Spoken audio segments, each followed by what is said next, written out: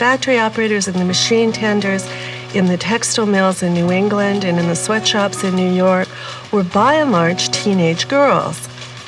You saw not many married women, white women, out working for wages, but an enormous number of teenage immigrant girls and the sons and the daughters of immigrants. Child labor was extremely common in the 19th century.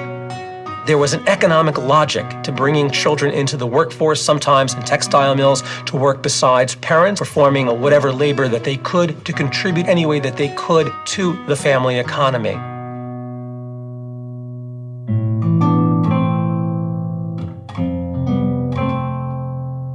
The very diversity of American workers made it difficult to forge a unified response to the conditions that they faced. And with no government protection, there was little to prevent the mistreatment and exploitation of laborers. It was no uncommon thing in these sweatshops for men to sit and bend over a sewing machine continuously from 11 to 15 hours a day in July weather. They dared not stop working, knowing that there were plenty of other men ready instantly to take their places.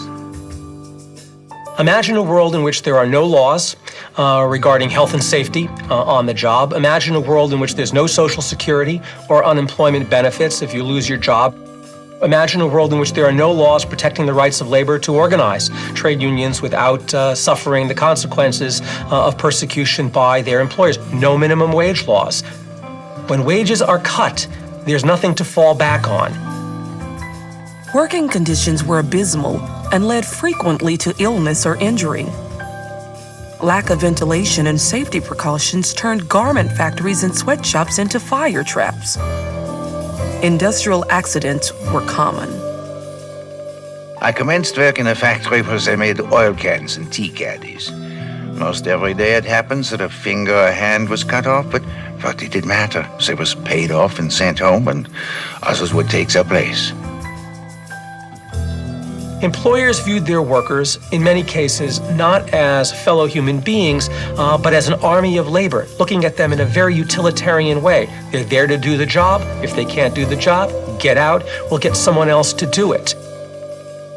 The gap between rich and poor was certainly an economic one, with vast disparities of wealth separating the two groups, but it was also an ideological and social one in which those at the upper end of society could not comprehend the lives of those at the bottom, much less offer them sympathy or appreciate them as fellow human beings.